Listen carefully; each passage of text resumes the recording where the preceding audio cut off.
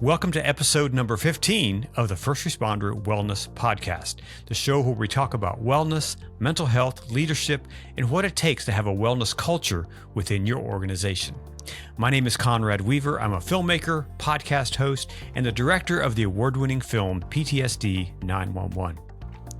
You know, this time of year can be especially stressful for many of us, and it's sometimes easy to think that a drink will help us relax. But what do you do when that drink turns into a problem? Tara Rivera has worked as a treatment advocate for almost 7 years and has helped countless people begin their journey to wellness. Tara is an adjunct professor of addiction studies at Anna Marie College and is a person in long-term recovery herself. This past January, she celebrated 26 years of continued sobriety. Today on the podcast, we talk about what to do when you find yourself drinking too much, how that can affect your job, your future, and how to get the help that you need. Stay tuned for this important conversation. Hey, I really appreciate you listening to the podcast, and if you think others would too, please subscribe and share. This helps us get the word out to others. If you're a peer support leader for your agency, or if you're in any leadership position in public safety, I want to encourage you to purchase the PTSD 911 film and toolkit for your agency. This is a valuable tool to help get your people talking and working on a wellness culture within your organization. Start out the new year with the PTSD 911 film and the accompanying toolkit that you'll be able to use for years to come. By the way, the toolkit also includes another entire documentary called Risk Lock, the martial arts influence on police use of force. You get 2 for 1, and we've had more than 70 organizations make this purchase, and you should too. Check the link in the show notes for more information. And thanks again for listening, and now here's my interview with Tara Rivera. Well, Tara, welcome to the First Responder Wellness Podcast. It's so good to have you on the program today. Thank you. I'm really happy to be here. So tell me about you and about your connection to first responders. Yeah. So kind of feel like that's always a loaded question. I'm Tara. I'm a treatment advocate. I work currently at Banyan's Clearbrook Treatment Center in Massachusetts. I am always tell people kind of first and foremost, I'm a woman in long-term recovery. So that kind of, I think, shapes who I am and what I do and my why. And that's usually kind of what I lead with when people kind of say, hey, so tell me about yourself. You know, that's kind of like the first thing I say. It's a huge part of who I am and my life and how I live my life. So I think that's probably being a treatment advocate and being a woman in recovery. Also being a mom, right? Because that's a huge part of my life too. But those are probably like the major defining factors of kind of who I am. Yeah, well, congratulations on your long-term recovery, because that's, you chose your hard, right? You had to choose your hard, and you did the hard thing of being sober and getting yourself back to a healthy place. Yeah, it's definitely not easy. And I feel like we don't choose it one time. We choose it daily, you know, because life is obviously not easy. And, you know, we make that choice every single day to, you know, kind of put those big girl pants on, big boy pants on and, you know, handle things. So, and doing it substance free, which is not easy. So, yeah. Yeah, especially in a world that really promotes drinking and partying and all that kind of stuff. It's, you know, you see that everywhere, and especially during the holidays here, you know, even more pronounced. And having the holidays being sometimes the most stressful part of the year for a lot of people, and that can be easy to jump into that. Well, I'll just have a drink to kind of ease the stuff. So how do you do that? How do you keep yourself on the straight and narrow, so to speak? Well, it's been 26 years I've been in recovery now, so it's kind of second nature, and almost everybody that knows me knows that I don't drink. But I would say really early on, a big piece of it for me was not going to places where there was alcohol for at least, I would say maybe like the first year to up to 3 years. I changed people, places, and things, right? So people say that, you know, in order to really make those changes in your life and to withstand and be strong in your recovery, you need to change the people that you're hanging out with. You need to change the places in which you are hanging out, and change the things that you do. So I did a lot of that. I just really removed myself from a lot of situations. And it kind of was interesting over time. My friends or, be like, hey, we really miss you. And I would just be honest and be like, I just have a really tough time being around that. It just makes me uncomfortable. I miss you too, but maybe we can, grab some breakfast or lunch or get some coffee. And then it kind of got to the point where people understood that. And if they wanted me to be in that environment with them, they would choose to have alcohol-free parties. So fast forward 26 years later, I can be around it, but the majority of the people in my life don't drink. So, and after all these years, obviously it doesn't bother me anymore, but, ironically enough, it doesn't bother me in terms of, struggling with wanting to drink. That obsession was removed a long time ago, but, more so it saddens me to see people, I don't want to say socially drinking because, that's, having a glass of wine at dinner is not really a big deal. But if I'm at a party and I see when someone makes that turn where, they've probably had one too many, it just makes my heart hurt. And so I choose just not to be in environments like that. Yeah. And for some people, and I include myself in that, where we haven't necessarily had that problem, what would you say to those of us like me who, should I be drinking in front of someone like yourself who has been in recovery? Yeah. That's for me, it's always been kind of like, I get uncomfortable even having one glass of wine, at a dinner. Yeah. Well, I like that. I think that's really cool that you feel that way. I think it's personal preference. If you are uncomfortable doing it, I would say don't do it, right? If you feel comfortable doing it, I would say go for it. But, just be mindful. I think, I don't know that a lot of people mind it the way that I do. I think I'm a little unique, and I think it's probably because of the work that I do. And I'm just constantly looking for red flags, and I'm just worried and concerned about all people when they're drinking. So I kind of watch in a completely different way than I think if somebody in recovery that doesn't do the work that I do. So I think just kind of have to know your audience, but always go with your gut. I tell people always go with your gut. If you're uncomfortable doing something, there's usually a reason why. Yeah. Yeah. Yeah. There's been situations where I know there'd be people who, are perhaps just recently in recovery, and I definitely like, okay, just no, we're just gonna have water. We're just gonna, do the right thing here. Yeah. But there's other times when I know someone that perhaps they've been in recovery for years, like yourself, and I'm like, well, they're probably okay with me having a drink, but I'm always hesitant. Yeah. Don't know what they think, and don't know what, maybe I should just ask. Yeah. Well, with the holidays approaching, I would encourage those who are listening, if you have friends that are in recovery, what a great opportunity to find interesting new drinks, right? So I went to an event a while back, and they had a lot of different mocktails, and they had like a lemon lime seltzer with like blueberries and mint in it. So there's lots of really cool different things that you can do, to make it fun and festive and still not include alcohol. So, I would encourage listeners to do some of those kind of neat things to introduce fun, non-alcoholic drinks, and still show that you can enjoy the time. Sure, sure. I read recently in a travel magazine that there are even some cruise lines who are providing cruises that are non-alcoholic. There's Oh, no that's alcohol cool. served on the cruise ship, I love because that. they said there's more and more people that cruise are saying, "Hey, I don't want to drink. I don't want to have alcohol." And so I forget which cruise line it was, but they were like, "Hey, let's just do a whole cruise that there's no alcohol," I which is love it. amazing. Yeah, I love it. That would be great. I Yeah. know, I listen to a Christian radio station called K-Love, and they have like Mhm, K-Love cruises. And I was mhm. like, I'm not a big cruise fan. I like to have 2 feet planted on the ground. But if I ever did decide to do a cruise, it would probably be a K-Love cruise. Yeah, that'd be fun. Yeah, I listen to K-Love too when I have an opportunity to do that. So we don't always get that here locally. But yeah, that's a great channel, great station. Yeah. Uh, well, that's a topic we didn't plan on going down, but I'm glad we did.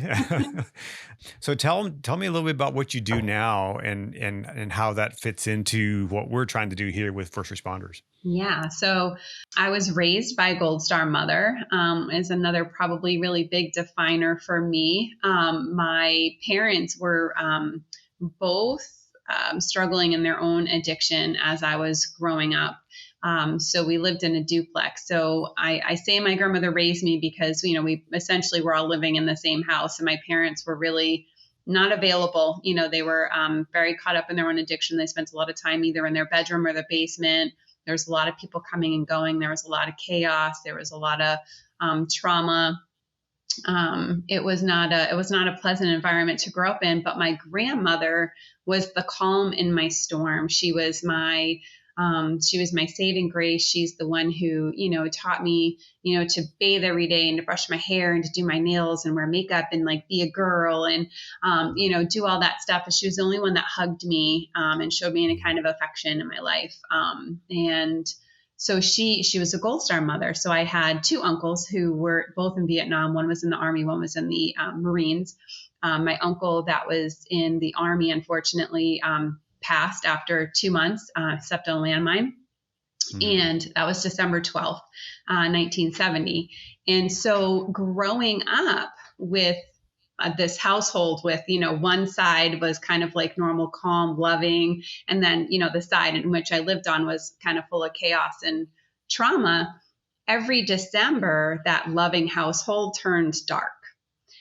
So my grandmother very vividly would share with us, when we were kids, what had happened and, how she knew that as soon as she saw the two soldiers coming to the door, what news they were bringing and how devastated she was. And, they had to medicate her for the first, week or so because she just was beside herself and couldn't handle it. And then from that moment on, for 10 years, she wore full black top, black bottom, socks, shoes, purses, everything was black. She wore nothing but black for 10 years. Every December, she kept the curtains closed. She never put up a Christmas tree. She never did Christmas decorations. It was a very sad time of year. And so that's kind of how I was raised. So it's kind of funny. She passed in 2018 now.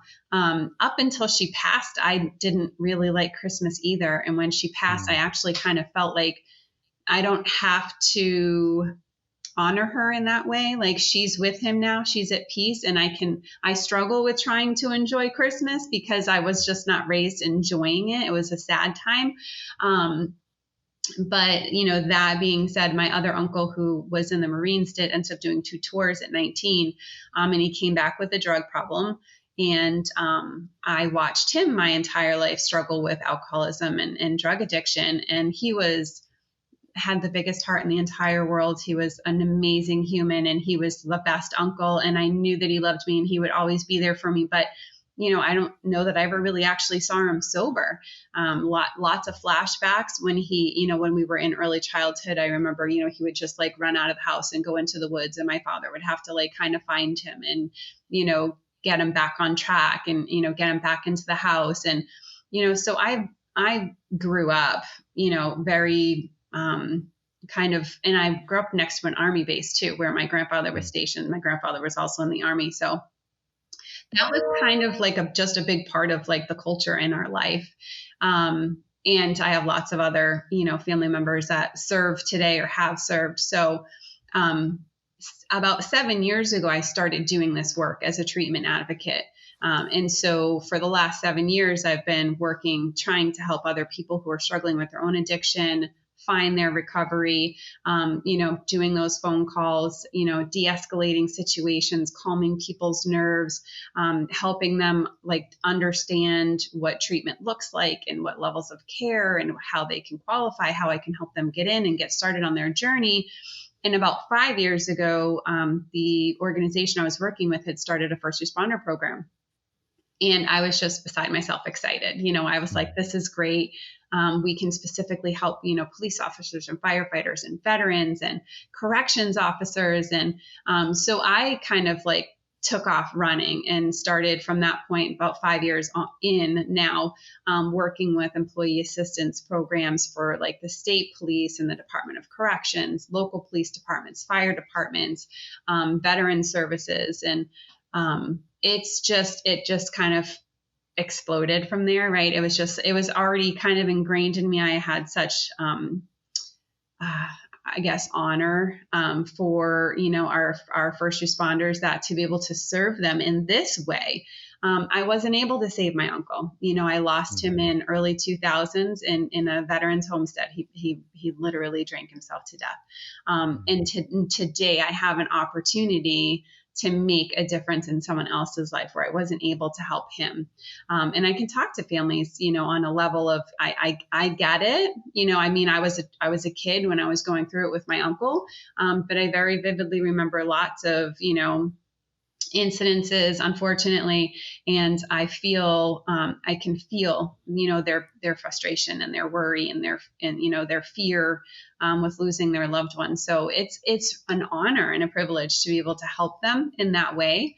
I help everybody who calls me. It's not just first responders, but I definitely have a special place in my heart for them. And for not being a first responder, being accepted, and for people to be able to reach out to me and feel comfortable and confident and trust me with their first responders is, to me, it's like, check the box, like I've arrived, I've made it, and it makes me feel really good to be able to be kind of part of that team. That trust thing is a huge thing with first responders, especially because they oftentimes don't want to be found out, so to speak, and it's a huge stigma thing that still exists today. What did you guys see when you first opened this for first responders? Did you see an immediate response to that, or was that kind of a slow burn? It was an immediate response. So I think with some segments, it was immediate. Some segments, it was a little bit slower. I would say probably the most immediate when we opened the unit, it was actually first responders and frontline staff. So we do first responders, and then we do healthcare and behavioral health professionals. So immediately we saw nurses, especially post-COVID. We saw a huge uptick in nurses coming in for substance use treatment. And then immediately, I think, corrections officers I saw fairly frequently. So I think it's just that on the job thing, right? You have a tough shift. You're going to go out to drink with your buddies after work, and you're going to kind of decompress and talk about those things. And there's a ton of forced overtime and, troubles with administration. Not that that's not the same with all entities that, work in the first responder world, but those were the two I think that I saw in the very beginning, very, very quickly and consistently. Mm-hmm. We noticed that, I know from the FOP's survey they did, that internal stressor is the top stressor for law enforcement. And I'm sure it's probably the same for other agencies as well. But, having those kind of stresses, creates, kind of a pain relief, right? And that's often what alcoholism, what drug use is. It's relieving that pain. So when someone calls you guys or comes to you, are they mandated to come, or is this voluntarily? Good question. So it is volunteer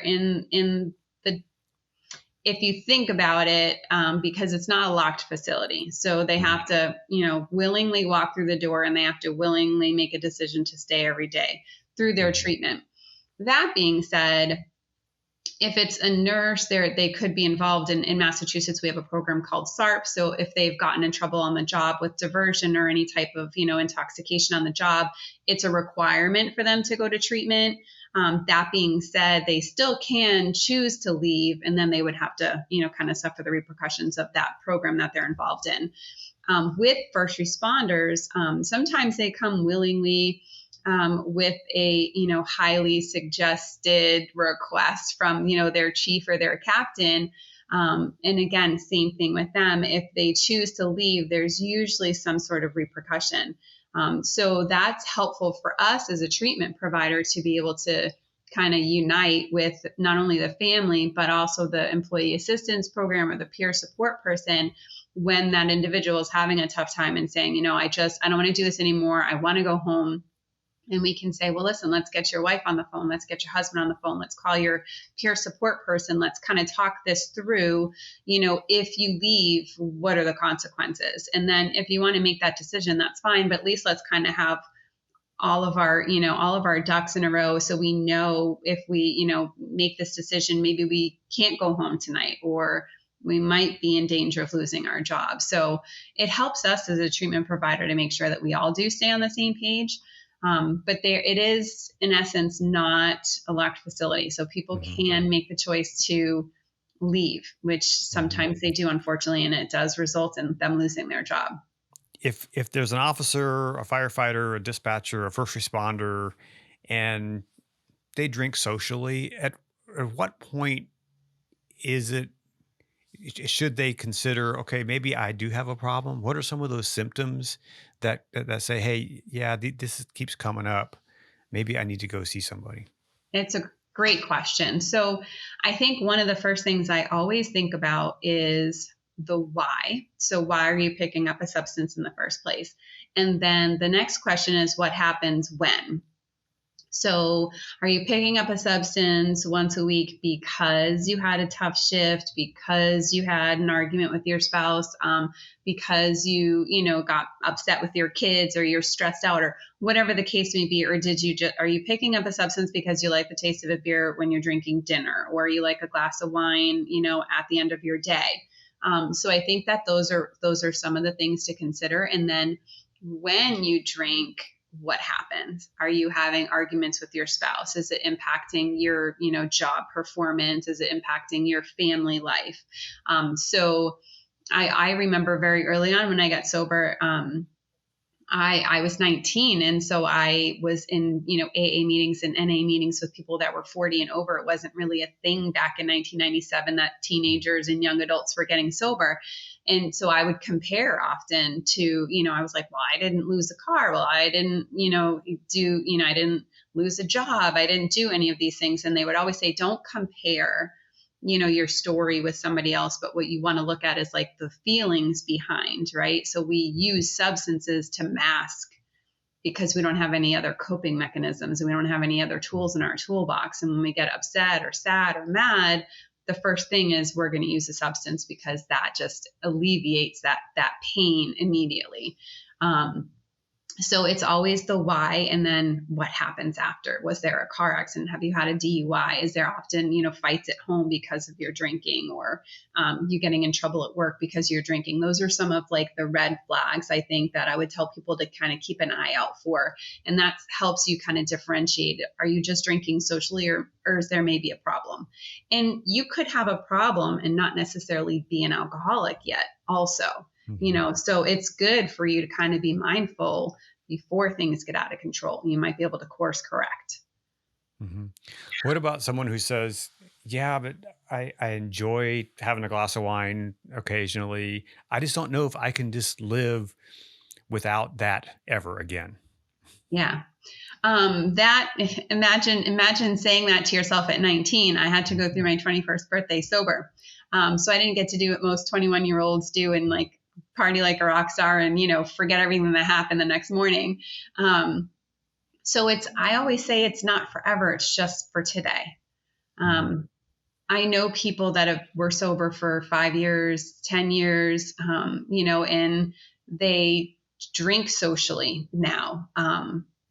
I couldn't do that. I know myself. I can't even, like, if I'm doing a specific diet, I can't even have a cheat day because that cheat day explodes into I'm now eating carbs full time again, just because that's my addictive personality. So that could have maybe been someone that he was like, maybe he or she was a problem drinker, kind of course corrected, and maybe after a period of time found a way to, drink socially and not have a problem with it.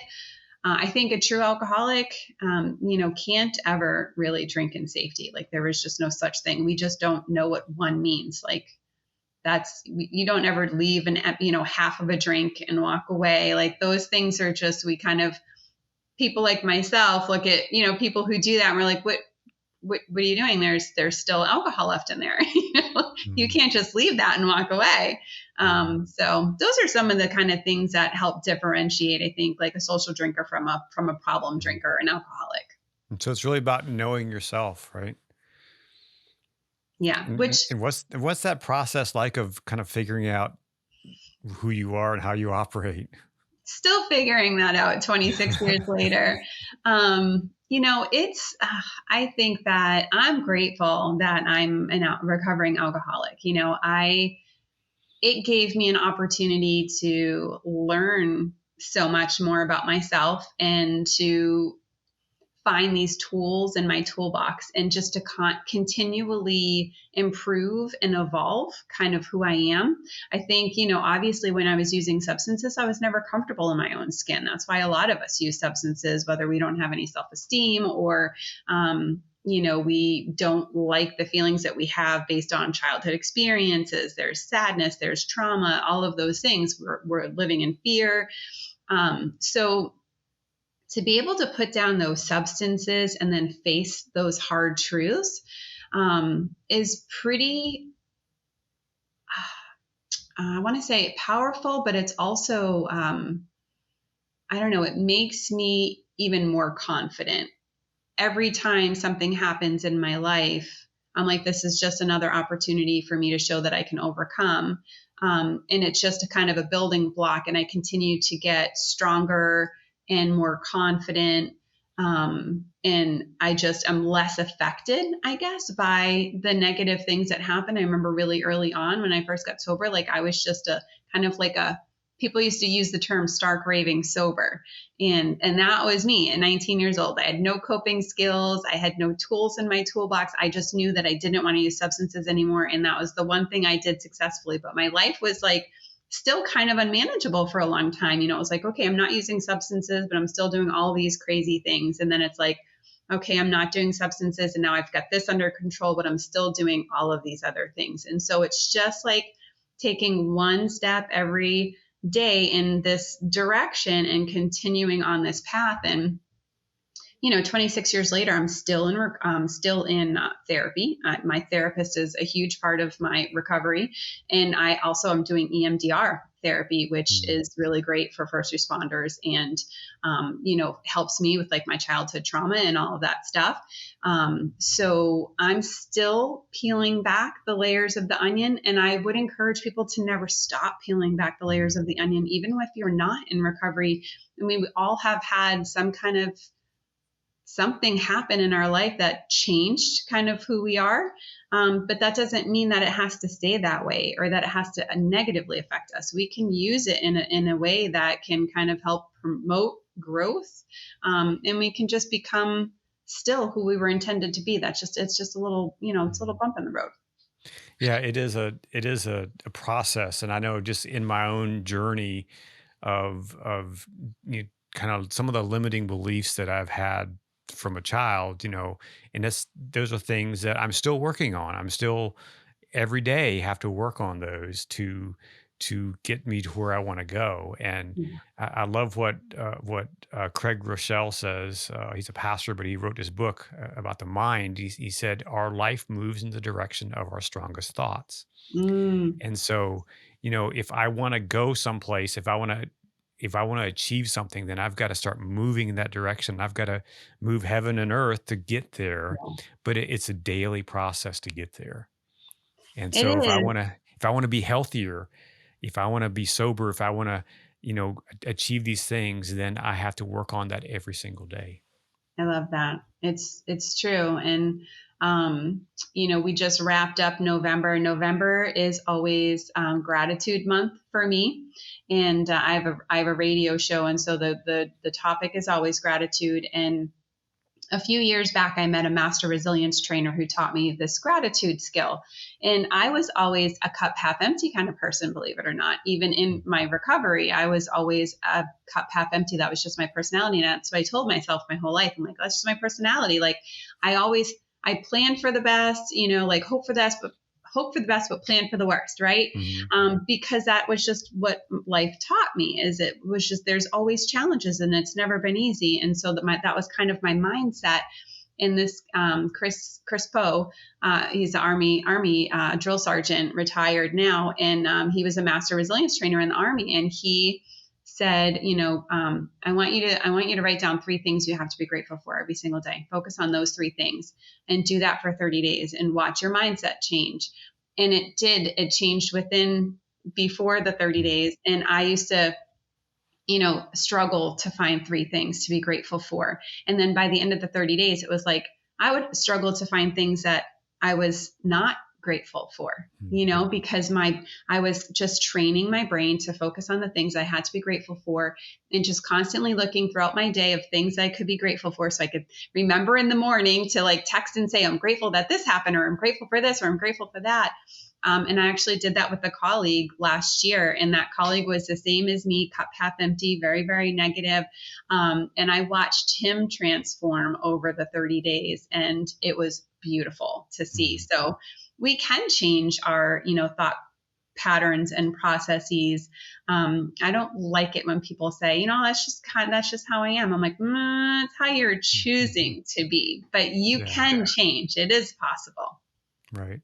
So if I'm a first responder and I may have a little bit of an alcohol problem, where does it come? Where is the importance of like a 12-step program versus going into full-on treatment for 30 days?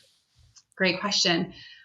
So if you're a first responder and you're struggling, and I guess I would say if you're not sure it's a problem yet, I usually say, like, what are people around you saying, right? Is your spouse saying it's a problem? Is your work saying it's a problem? Or are you yourself just saying, I'm a little not sure about this? So if you're at the beginning stages where you're not really sure about this, we have outpatient treatment, that's, I guess, probably where I would recommend starting, getting a good therapist that has experience with treating first responders with substance use disorders. And maybe just doing some outpatient work for a little while and just spending time kind of examining, what does this look like when you're drinking, why you're drinking, what happens. If you're not struggling with withdrawals when you're not drinking, then I'm going to say most likely you're not going to need a detox process, right? So if you're drinking daily and when you don't drink, you're having withdrawal symptoms, we know right away that you absolutely need detox. I will say you cannot die from opioid withdrawals, but you can die from alcohol withdrawals. It's very unsafe. So a lot of people are like, I'm just going to do it at home. And I'm like, please don't do that. Don't do that. I've heard one too many stories of people trying to do it at home and losing their life because of comorbid, diagnoses and things that, you just don't know what can happen with your body when you remove that substance. So it's much safer to do it on an inpatient level. But if they're in the very beginning stages, I would say try, working with a therapist and try some outpatient treatment. And then if you're drinking to the point where you're having withdrawals and it is a problem, then that's most likely going to require inpatient treatment. Mm-hmm. And what's the added benefit of, say, an AA group? So, we know there's badge meetings, right? And so badge meetings are kind of like, undercover AA meetings for first responders. So it's just first responders. It's kind of interesting. In my first experience with a badge meeting, I had referred a friend of mine who was a police officer, had completed our inpatient program. And I said, hey, there's this great badge meeting in like this town, a couple towns away. He showed up to the badge meeting and he's like, Tara, they all put me up against the wall. And like, where did you come from? Who referred you? What's your name? Where do you work? Because people actually need to be vetted, to go into these badge meetings, which I did not know, but now I know. So it's this kind of secret society for first responders, which I just love, because them feeling safe enough to open up is key. So if they're going to go to an open AA meeting and not feel comfortable there and not share, or be vulnerable or, receive because they're not able to relate, then it's not worthwhile. But I know a lot of first responders that feel comfortable, or nurses or, veterans going to regular first responder regular AA meetings. Now, AA meetings are not all the same. And so that's kind of where I'm a little bit biased. So because my cup now is half full versus half empty, I prefer to go to big book step study meetings. And I find that those meetings are much more focused on the solution and not living in the problem. Mm-hmm. Whereas when I first kind of got sober and I was just going to like regular open, like, AA meetings and discussion meetings and speaker meetings, and a lot of those meetings, I'm not going to say all, but a lot of those meetings is like, oh my gosh, my boss this, my kid that, and today was such a tough day. And, people kind of sharing a lot about like their drunk logs, if you will, which can be triggering for some. So not all meetings are created equal. And I tell people, if you've gone to a meeting and you didn't like it, don't give up. Just try a different type of a meeting or try a different area, because they are definitely not all the same. But I mean, AA and NA saved my life in the beginning. I went to meetings every single day, probably for, I don't know, at least the first 1 to 3 years of my recovery. I mean, I was very hardcore. I chased after my recovery like I chased after my alcohol and drugs. I know, Maddie, the firefighter in my film, he still goes to AA meetings every day, every Yeah. morning. He's at 6:30 or 7 o'clock. He's at his meeting, and Yeah. so and I've had the privilege of going with him to one of those meetings and Nice. being there. And I remember the first time I ever went to an AA meeting, I was invited down to Washington D.C. There's a group that's been meeting at DuPont Circle for 30 years. Wow. And these people, it was every walk of life you can imagine: black, white, straight, gay, just, faith-based, atheist, the whole gamut was there. And that was the first time ever in an AA meeting of any kind. And I was just there to observe and to kind of soak it in. And I was blown away. I was blown Yeah. away by the love. I was blown away by their challenging each other, holding each other accountable. Yes. And just, I mean, I had a religious experience there. Yeah. It was just this spiritual moment, and it wasn't really even a faith-based group. It was just a secular AA meeting, Yeah. and it was really an amazing experience for me. That's so And cool. I'm happy to hear that. Well, our 12 steps are biblically based, and we talk about giving our will and our life over the power, a higher power. So Mhm. for a lot of us, whether you choose to call it a higher power or God or whatever it is, a lot of us have had a spiritual awakening, and that is what keeps us sober. We're seeing through new lenses. We have new set of eyes. We're looking at things differently.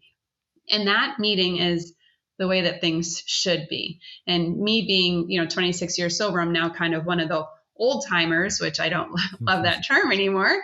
But that's how things were when I was kind of growing up in it. And now, if I go to a newer meeting, I don't find that as much. It's almost finding a meeting like that is kind of like finding a needle in a haystack almost.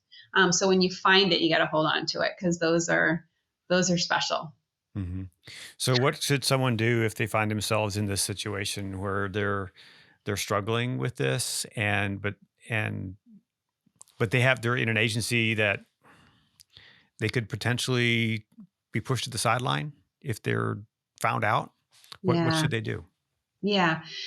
So getting help sooner rather than later is always key.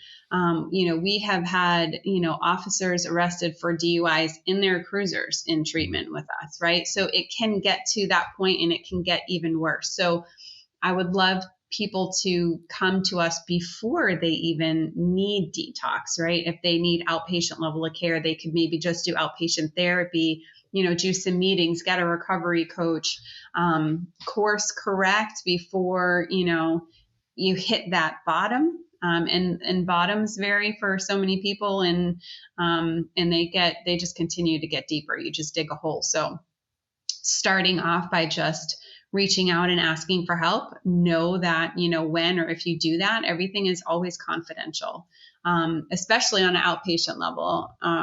If you utilize your insurance, obviously, they're going to know you're accessing services, but not necessarily, they're not going to know if you're seeing a therapist, why you're seeing the therapist. And I think these days the stigma has turned where they're actually encouraging first responders to do this, right? Because we're talking more about like officer wellness now and first responder wellness.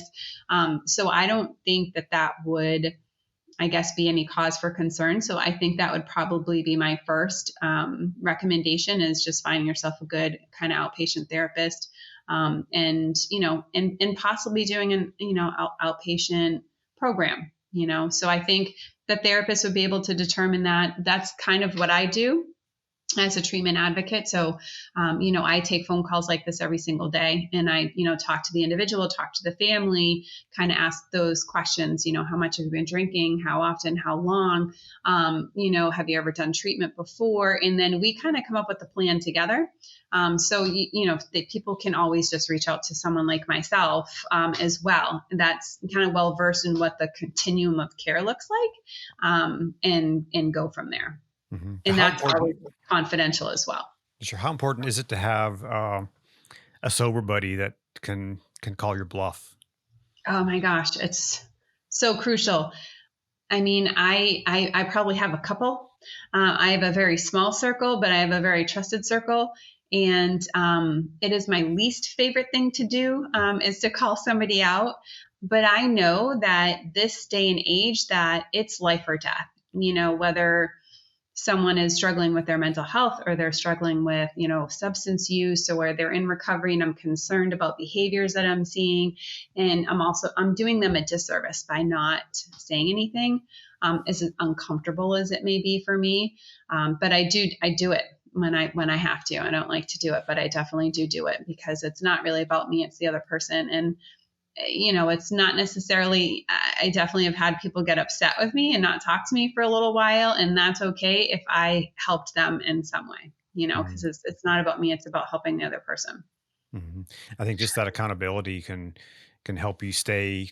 And if both of you are working through that, it'll help both of you to have that, to know that this person, they're going to call me out if I'm cheating. Yeah. Iron sharpens iron. Mm-hmm. Yeah. Yeah. So if you're a firefighter within an agency, and all your buddies are going off to drink, what are you going to do? Yeah. Yeah.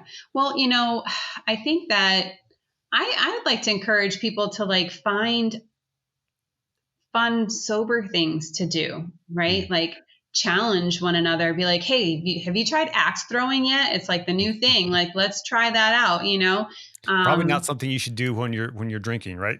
Not with alcohol. You want to do that sober. For sure. But just, there's so many different things. Pickleball, you know what I mean? Like going to the gym, taking a hike. There's just, it's endless. The possibilities are endless. And I think that people it's easy to be like, hey, let's just go grab a drink. It takes more effort to find a common ground and find a new activity, but I'm all about finding new activities. I love to try new things, because how do we know what we like and don't like unless we try? We try. So don't go to the bar with your buddies. Like, say, hey, can we do this instead? Hey, let's grab a bite, or go to a 99, or go to a pub at least where you can eat. And if they want to drink, that's fine. But you're not feeling well tonight, you're not going to drink. You're going to have a Shirley Temple, something like that. Yeah. Or I highly recommend taking a bike and riding across the country too. So nice. With a comfortable bike seat. With a comfortable bike seat. That's a key. Exactly. This has been a great conversation. I think it's an important conversation, especially this time of year. And I'm going to make sure this episode comes up before Christmas comes, and the people can take a listen to this. And where can people reach out to you if they want to learn more about what you guys do? Yeah. So, I always tell people, call me. I'm very accessible. Sometimes people call me and they're like, I'm sorry to bother you. And I'm like, please, you are not bothering me. Every time my phone rings and I can help somebody, it's just like another check in the checkbox. So it's never bother. I always give out my cell. It's 978-870-7734. My email is tara.rivera@banyancenters.com. And they can find our treatment center at clearbooktreatmentcenters.com. And what's your service area? Who all do you serve? So Banyan has, I think, 17 or 18. We're continually expanding, so I sometimes have a hard time keeping up facilities. In most of those facilities, we have veterans programs, but the first responder specific program is located in Massachusetts. So we do work with insurances all over, and there's different programs that we have to be able to help get people transport out if they do want to leave the state that they're in and come to Massachusetts. We get people from all over, believe it or not. Mostly New England states. We also have a treatment center in Pennsylvania, so a lot of people actually will come from Pennsylvania to come to the first responder program. We've got people that come out from Florida, Texas. So it's definitely, it's a different type of program. It's a very special, it's not just regular inpatient treatment. You're with other first responders, and it's definitely well worth it. Mm-hmm. And sometimes that change of scenery is good for you. Oh my gosh. Yeah. So I left, I only went 30 minutes away from where I originally was from, but my older brother, when he went into recovery, moved to the next state over. And then my younger brother actually moved to Florida, and he still lives in Florida today. And I think he's sober, I'm going to say 7 or 8 years. So. Yeah. I know I had a friend who recently went across the country to a treatment center, and it was really a huge thing. It really helped them a lot to get out of their situation and be able to see the world from a different perspective. Yes. Yeah, I think that's really important. Yeah, I agree. So final question, what really kind of lights your fire with this type of work? What just gives you just like, wow, yeah, I'm doing the right thing here? What's that? Yeah. That's a loaded question. I'm a helper. I've always been. That's just kind of who I am. I'm very much like servant minded. So any way that I can help to alleviate stress, alleviate fear or worry or pain from somebody, and help them begin their recovery journey, whether they're a first responder, whether they're a nurse, or, whether they're a secretary or a high school teacher, that brings me the ultimate joy. So one more question, final question, I promise. What's something fun you're going to do in the next month? Oh, fun. Goodness, I guess fun for me. I think that Sundays are my favorite days. And, I start my Sundays every day with church, and then I end my Sundays with Sunday dinner with my cousin and his family. And there's usually 15 to 20 of us every Sunday. So that's something that I look forward to every single week. And, we are going to have a big Christmas party, not this Sunday, but the following Sunday. So that's probably what I'm most looking forward to. We'll probably catch some shows too, because we usually go to the local college and we watch, Silver Bells or Elf or something. So that I always enjoy as well. But time with families is just, to me, it's nothing better. Well, Tara, thank you so much for your time. Thank you for what you do for first responders. And I appreciate your insights and wisdom that you have gained over the years and sharing that with my audience. So I appreciate that. Thanks for having me. It was great. For more information about the treatment centers Tara mentioned today, please check the links in the show notes below. And please leave a review and give it 5 stars if you think it's worth it. And also subscribe to the show on Apple Podcasts or on our YouTube channel, where you can access these interviews and other content as well. And remember, you are not alone. If you need someone to talk to and don't know where you can turn, you can always dial 988 for help. Until next time, be well, take care of yourself and those around you, and go out and do something good in the world.